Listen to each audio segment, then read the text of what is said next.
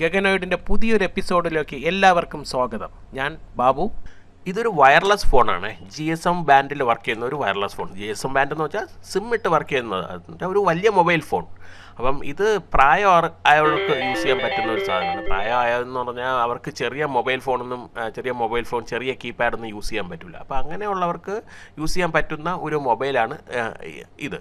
കാരണം ഒരു സാധാരണ മൊബൈലിലുള്ള എല്ലാ ഫങ്ഷണാലിറ്റിയും ഇതിനകത്തുണ്ട്. ഭയങ്കരമായിട്ടൊന്നുമില്ല, എന്നാലും ഒരു സാധാ ഫോണിൻ്റെ എല്ലാ ഫങ്ഷണാലിറ്റിയും ഇതിനകത്തുണ്ട്. പിന്നെ ഞാനിത് എന്തിനാണ് വാങ്ങിച്ചതെന്ന് എൻ്റെ പാരൻസിന് വേണ്ടിയാണ്. കാരണം എൻ്റെ വീട്ടിലൊരു BSNL ഫോണുണ്ട്. BSNL ഫോണിൻ്റെ പ്രത്യേകത എന്താണെന്ന് അറിയാമല്ലോ. നല്ലൊരു മഴ പെയ്ത് കഴിഞ്ഞാൽ പിന്നെ ഭയങ്കര ഡിസ്റ്റോർഷൻ ആയിരിക്കും. അപ്പോൾ അവർക്ക് വിളിക്കാനൊന്നും പറ്റില്ല. പിന്നെ റിക്വസ്റ്റ് കൊടുത്ത് പിന്നെ അത് പിറ്റേ ദിവസം ശരിയാക്കുള്ളൂ. അപ്പോൾ അതിന് പാരലായിട്ട് യൂസ് ചെയ്യാൻ പറ്റുന്നതാണ് ഈ ഒരു ഫോൺ. അപ്പം എൻ്റെ പാരൻസ് ഇത്തിരി പ്രായമായതാണ്. അപ്പോൾ അവർക്ക് യൂസ് ചെയ്യാൻ പറ്റുന്ന ഒരു ചെറിയ മൊബൈലൊന്നും അവർക്ക് യൂസ് ചെയ്യാൻ പറ്റില്ല. അപ്പോൾ അങ്ങനെ വന്നപ്പം ആണ് ഈ ഒരു സാധനത്തെക്കുറിച്ച് ഞാൻ സെർച്ച് ചെയ്തതും കണ്ടുപിടിച്ചത്. അതിൻ്റെ ലിങ്ക് ഞാൻ ഡിസ്ക്രിപ്ഷനിൽ കൊടുത്തേക്കാമേ. ഇതാണ് അതിൻ്റെ ഡീറ്റെയിൽസ്. ഒരു സാധാരണ ലാൻഡ് ഫോൺ യൂസ് ചെയ്യുന്നത് പോലെ നമുക്കിത് യൂസ് ചെയ്യാം. ഇപ്പോൾ ഇതിൻ്റെ കുഴപ്പമെന്ന് വെച്ചാൽ ഇതിന് ബാറ്ററി ബാക്കപ്പ് തീരെ ഇല്ല കേട്ടോ. ഇതിനകത്ത് യൂസ് ചെയ്യുന്ന 3.6 വോൾട്ടിൻ്റെ നിക്കൽ മെറ്റൽ ഹൈഡ്രൈഡിൻ്റെ ഒരു ബാറ്ററി പാക്കാണ് യൂസ് ചെയ്യുന്നത്. പിന്നെ കണ്ട ഇവിടെയാണ് സിം ഇടുന്നത്. സിം സ്ലൈഡ് ചെയ്താണ് ഇറക്കേണ്ടത്. ഒരു വലിയ ടൈപ്പ് സിമ്മാണ് നമ്മൾ ഇതിനകത്ത് യൂസ് ചെയ്യുന്നത്. ഇതിപ്പം വാങ്ങിച്ചിട്ട് ഒരു വർഷത്തിലേറെയായി. അപ്പോഴത്തേക്ക് ബാറ്ററി അടിച്ചു പോയി. ഇതിൻ്റെ ബാറ്ററി ബാക്കപ്പ് എത്രയുണ്ടെന്ന് ചോദിച്ചാൽ എനിക്ക് അറിഞ്ഞുകൂടാ. കാരണം എന്ന് വെച്ചാൽ ഞാനത് നോക്കിയിട്ടില്ല എന്നുള്ളതാണ് സത്യം. ഫുൾ ടൈം കുത്തിയിടാറാണ് പതിവ്. ചിലപ്പോൾ ഫുൾ ടൈം കുത്തിയിട്ടതായിരിക്കണം ഈ ബാറ്ററി പോകാനുള്ള കാരണം. അത് ഞാൻ വഴിയെ പറഞ്ഞുതരാം എന്തായിരിക്കാൻ റീസൺ എന്ന്. പിന്നെ ഇതിനകത്ത് യൂസ് ചെയ്യുന്നത് നിക്കൽ മെറ്റൽ ഹൈഡ്രൈഡിൻ്റെ ഒരു 550 mAh ഒരു ബാറ്ററിയാണ് യൂസ് ചെയ്യുന്നത്. അപ്പം നമ്മൾ ചെയ്യാൻ പോകുന്നത് ഈ ഒരു ബാറ്ററി മാറ്റിയിട്ട് ഒരു ലിഥിയം അയൺ ബാറ്ററിയാണ് നമ്മളിവിടെ ഫിക്സ് ചെയ്യാൻ പോകുന്നത്. അതായത് 18650 ഇതുപോലത്തെ 2 ലിഥിയം അയൺ ബാറ്ററി പാരലായിട്ട് യൂസ് ചെയ്തിട്ടാണ് നമ്മളിവിടെ കണക്ട് ചെയ്യാൻ പോകുന്നത്. അപ്പോൾ അതിനുള്ള അഡ്വാൻറ്റേജ് വെച്ചാൽ ബാറ്ററി ബാക്കപ്പ് കൂടും. ഈ ബാറ്ററി അല്ല കേട്ടോ, ഇതേപോലത്തെ 2000 mAhൻ്റെ 2 ബാറ്ററിയാണ് ഞാൻ യൂസ് ചെയ്യുന്നത്. അത് ഞാൻ പുതിയതായിട്ട് എണ്ണം കുറച്ച് വാങ്ങിക്കുന്നുണ്ട്. മാത്രമല്ല അപ്പം നമുക്ക് ടോട്ടൽ 4000 mAhൻ്റെ ബാക്കപ്പ് കിട്ടും. പിന്നെ ഇതാണ് ഫോൺ ചാർജ് ചെയ്യാൻ യൂസ് ചെയ്യുന്ന മൈക്രോ USB പോർട്ട്. പക്ഷേ നമ്മളിത് ഫോൺ വഴി അല്ല ചാർജ് ചെയ്യുന്നത്. ഫോണിലെ ചാർജർ യൂസ് ചെയ്തിട്ടല്ല ചാർജ് ചെയ്യുന്നത്. അതിന് പകരം എക്സ്റ്റേണലായിട്ട് ഒരു TP4056ൻ്റെ ഒരു ചാർജിങ് മോഡ്യൂൾ ഫിക്സ് ചെയ്തിട്ടായിരിക്കും നമ്മൾ ഇതിനകത്ത് ചാർജ് ചെയ്യാൻ പോകുന്നത്. പിന്നെ നമ്മൾ ബാറ്ററി ഇതുപോലെ ആയിരിക്കും ഫിക്സ് ചെയ്യുന്നത്. പിന്നെ ഈ ചാർജിങ് മോഡ്യൂൾ നമുക്ക് സൈഡിൽ എവിടെയെങ്കിലും ഫിക്സ് ചെയ്യണം. അതായത് നമുക്ക് ചാർജർ കുത്താൻ എളുപ്പത്തിൽ ഉള്ള സ്ഥലത്ത് എവിടെയെങ്കിലും ഫിക്സ് ചെയ്യാം. മാത്രമല്ല നമുക്ക് ഈ ബാറ്ററി പാക്ക് നോക്കുകയാണെങ്കിൽ ഇതിനകത്ത് 3 വയർ വരുന്നുണ്ട്, പ്ലസ് മൈനസ്. കാരണം red plus, black minus, white എന്ന് പറഞ്ഞാൽ തെർമിസ്റ്ററാണ് കണക്ട് ചെയ്തേക്കുന്നത്. തെർമിസ്റ്റർ എന്ന് വെച്ചാൽ ബാറ്ററിയുടെ ഹീറ്റ് കൂടുമ്പോൾ ചാർജിങ് കട്ട് ചെയ്യാൻ വേണ്ടിയിട്ടുള്ളത്. പക്ഷേ നമ്മൾ ആ വൈറ്റ് യൂസ് ചെയ്യുന്നില്ല കേട്ടോ. തെർമിസ്റ്റർ ഒന്നും നമ്മൾ കണക്ട് ചെയ്യുന്നില്ല. നമ്മൾ ആ പ്ലസും മൈനസും മാത്രമേ കണക്ട് ചെയ്യുന്നുള്ളൂ. നമുക്ക് ഇതിൻ്റെ അഡ്വാൻറ്റേജ് എന്ന് വെച്ചാൽ നമുക്ക് ഈ ഫോൺ തുറക്കൊന്നും വേണ്ട. അതിന് പകരം ഫോണിൻ്റെ ഈ ടെർമിനലിൽ ഈ കണക്ടറിനകത്ത് ബാറ്ററി ഡയറക്റ്റായിട്ട് കണക്ട്, ബാറ്ററി അല്ല, നമ്മൾ ആ ചാർജിങ് മോഡ്യൂളുണ്ട് TP4056, അതിൽ നിന്നും അതിൻ്റെ ഔട്ട് എടുത്ത് നേരെ ഈ കണക്ടർ കണക്ട് ചെയ്തിട്ട് നേരെ ബാറ്ററി ടെർമിനലിലോട്ട് കണക്ട് ചെയ്താൽ മതി. അത്രമാത്രമേ നമുക്ക് ചെയ്യാനുള്ളൂ.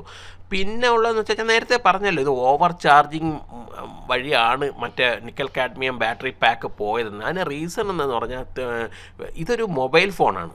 വലിയൊരു ഇതിനകത്ത് കണക്ട് ചെയ്തേക്കണ ഒരു മൊബൈൽ ഫോൺ. അപ്പം മൊബൈൽ ഫോണിനകത്ത് നോർമലി യൂസ് ചെയ്യുന്നത് ഒരു ലിഥിയം അയോൺ ബാറ്ററിയാണ്. അപ്പം ലിഥിയം അയോൺ ബാറ്ററി എന്ന് പറഞ്ഞാൽ വർക്ക് ചെയ്യുന്നത് 3.7 വോൾട്ടേജാണ് അതിൻ്റെ മിനിമം വോൾട്ടേജ്. മാക്സിമം ചാർജിങ് എന്ന് വെച്ചാൽ 4.2 വോൾട്ട് വരെ. അപ്പം ഒരു BMS വഴിയായിരിക്കും ഇവരിത് ഇൻറ്റേർണലി കണക്ട് ചെയ്തിട്ടുണ്ടാവുക. അതായത് ഇൻറ്റേർണലി ഇതിനകത്ത് BMS ഉണ്ട്. പക്ഷേ ഈ BMSൻ്റെ ഒരു പ്രത്യേകത എന്താണെന്നാണ്, 4.2 വോൾട്ട് ആകുമ്പോഴേ അത് ഫുൾ ചാർജ് ആവും. അതുവരെ അവൻ ചാർജിങ് കൊടുത്തുകൊണ്ടേയിരിക്കും. 4.2 ആയിക്കഴിഞ്ഞാൽ പിന്നെ അവൻ ചാർജ് ചെയ്യില്ല, കട്ട് ചെയ്തിട്ട് പിന്നെ ചാർജ് കുറയുമ്പോൾ മാത്രമേ ഇവൻ പിന്നെയും ചാർജറിലോട്ട് ബാറ്ററിയിലോട്ട് കൊടുക്കുകയുള്ളൂ. അപ്പം ബാറ്ററി സേഫാണ് BMSൻ്റെ കണക്ട് ചെയ്തത്. പക്ഷേ ഇവിടെ എന്ന് പറഞ്ഞാൽ ഇവർ എന്താ വില നിക്കൽ കാഡ്മിയം ബാറ്ററി പാക്കിന് വില കുറവാണ്. അപ്പോൾ ആ ലിഥിയം അയോൺ ബാറ്ററിക്ക് വില കൂടുതൽ. അപ്പോൾ ആ വില കുറയ്ക്കാൻ വേണ്ടി അവർ എന്ത് ചെയ്യുന്നത്, നിക്കൽ മെറ്റൽ ഹൈഡ്രൈഡിൻ്റെ ബാറ്ററി പാക്ക് യൂസ് ചെയ്തു. അപ്പം നിക്കൽ മെറ്റൽ ഹൈഡ്രൈഡിൻ്റെ ബാറ്ററി പാക്ക് 3.6 വോൾട്ട് വരെ പോകും, അതിൻ്റെ അപ്പുറത്തോട്ട് പോവില്ല. 3.6 വോൾട്ടേജ് വരെ അത് ചാർജ് ആവും. അപ്പോൾ ഇവിടെ എന്താ സംഭവിച്ചതെന്ന് പറഞ്ഞാൽ 3.6 വോൾട്ടേജ് വരെ ഇത് ചാർജായി. പക്ഷേ BMS നോക്കുമ്പം 4.2 വോൾട്ട് ആയിട്ടില്ല. അതുകൊണ്ട് ഇവൻ ചാർജ് കൊടുത്തോണ്ടിരുന്നു. അതുകൊണ്ട് നമ്മൾ 1 ഇയർ ആയിട്ട് കണ്ടിന്യൂസ് ചാർജിങ് ചെയ്തതിന് ഈക്വലൻ്റ് ആണ് ഇത്. അത് നമ്മുടെ കുഴപ്പമല്ല, നമ്മൾ ഓവർ ചാർജിങ് ചെയ്യുന്നതിൻ്റെ കുഴപ്പമല്ല. മാത്രം ഇതെന്ന് പറഞ്ഞാൽ BMS എല്ലാം കണക്ട് ചെയ്തിട്ടുണ്ട്. ഇവർ യൂസ് ചെയ്ത ബാറ്ററിയുടെ പ്രോബ്ലമാണ്. മനസ്സിലായില്ല. അപ്പോൾ ബാറ്ററി നിക്കൽ കാഡ്മിയം ബാറ്ററി പാക്കൊന്നും നമ്മൾ ഇതേപോലത്തെ ലിഥിയം അയോൺ ബാറ്ററിക്ക് പകരം യൂസ് ചെയ്യരുത്. ഞാനിത് ഇതിൻ്റെ ബാറ്ററി പാക്ക് പൊളിച്ച് കാണിച്ചു തരാം. അതിനകത്ത് തെർമിസ്റ്റർ വല്ലതും ഉണ്ടോ എന്നും നമുക്ക് നോക്കാം. അതോ വെറുതെ പറ്റിക്കാൻ വെച്ചേക്കുന്നതാണ്. ഞാനിത് പൊളിച്ച് കാണിച്ചു തരാം. തെർമിസ്റ്റർ ഉണ്ടോ? ഇല്ല, തെർമിസ്റ്റർ ഇതിനകത്ത് ഇല്ല. കണ്ടല്ല, വൈറ്റ് ലൈൻ എന്ന് പറഞ്ഞാൽ തെർമിസ്റ്റർ കണക്ട് ചെയ്യേണ്ട ഒരു സാധനമാണ്. തെർമിസ്റ്ററിൻ്റെ ഓരോ നെഗറ്റീവും അല്ലെങ്കിൽ ഏത് ടൈപ്പാണോ തെർമിസ്റ്റർ യൂസ് ചെയ്യണം, PTC ആണോ NTC ആണോ യൂസ് ചെയ്യണത്, അതിനനുസരിച്ചാണ് ഇത് കണക്ട്. പക്ഷേ അവർ ബാറ്ററി പാക്കിനകത്ത് അതുപോലും യൂസ് ചെയ്തിട്ടില്ല, തെർമിസ്റ്റർ പോലും യൂസ് ചെയ്തിട്ടില്ല. വെറുതെ ഒരു വയർ കൊടുത്ത് നെഗറ്റീവിൽ കണക്ട് ചെയ്ത് വെച്ചിട്ടുണ്ട്, അത്രയേ ഉള്ളൂ. അപ്പം പറ്റിപ്പാണ് ഈ ബാറ്ററി പാക്ക് എന്ന് പറഞ്ഞാൽ.